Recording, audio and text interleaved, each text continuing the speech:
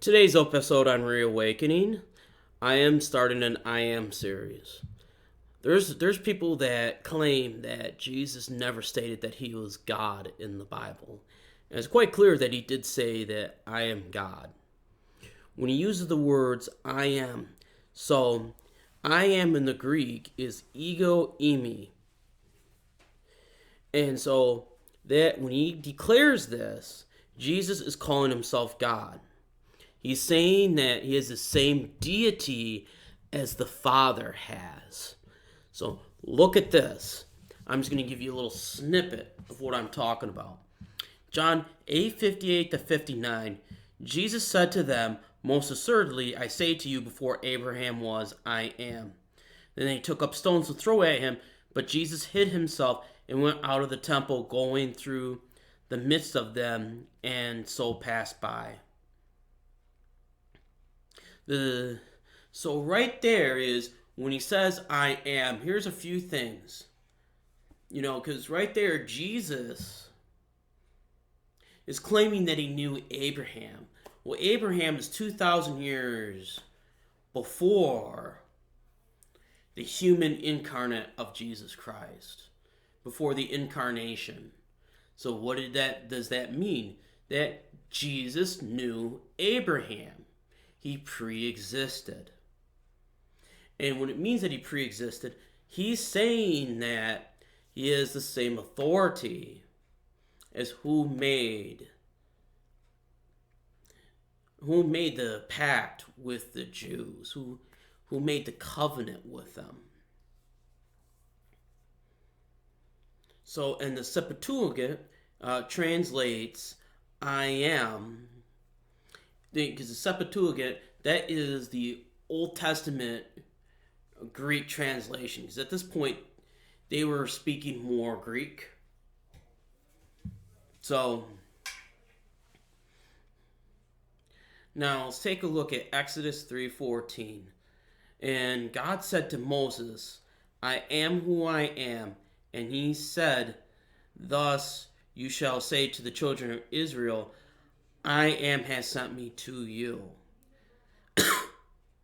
So, this is a declaration of Jesus Christ as identifying himself with the God of Israel who entered the covenant relationship with Jesus. So, this can also have a backward looking and a forward looking view. So you look in the back, then it has a forward because the I am is going to be coming back on a horse, on a white horse, because he's a white horse rider. So this is where Jesus is calling himself with the same deity as the Father. He's calling himself God, but he's not the Father. If there's anybody out there that says that he doesn't do this, this is heretical. If you see this in churches, it needs to be stamped out of churches. Does not belong there. Is not allowed to be taught there. Or it will spread like wildfire. It's cancer. It's poisonous. So guys, I love you very much, and Jesus Christ loves you. And we've all sinned and fall short of the glory of God, and the wages of sin is death. So, here's the thing. We've all died. We're all going to die. That's true. I meant to say that we've all sinned. We've all lied, cheated, stolen. Those are things that we've done. We measured those up. We've sinned more so many times per day. If you did 3 times per day, that's over 1,000 per year times 80, which we might not live till you're 80. But that's over 80,000 infractions against God in one lifetime. In one lifetime, it's 80,000 infractions, okay? But think about the stuff. Now, I'm going to say that you have a good heart. Your heart makes up for it. Really?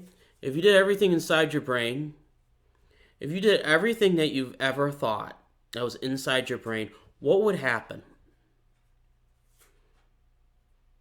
How many people would die? How many households would you have broken up? How much premarital sex would you have? How many murders would you commit? Look what's inside your head. Look at how angry you are.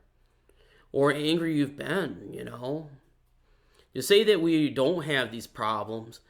And I know what some people are going to say. You're going to say, well, guess what? Guess what? I don't believe any of this is sin, blah, blah, blah. Well, you know what? Nobody lies publicly. Nobody cheats publicly.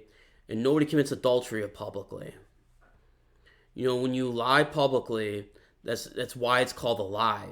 They're concealing it. You're not really public with it if you're concealing it. And when you commit adultery, like pornography, they're never using their real names. In general, they're using what's it called? They're using stage names. Why? Because they're hiding. Those people on set aren't going to challenge, that person's morality. That's just the truth.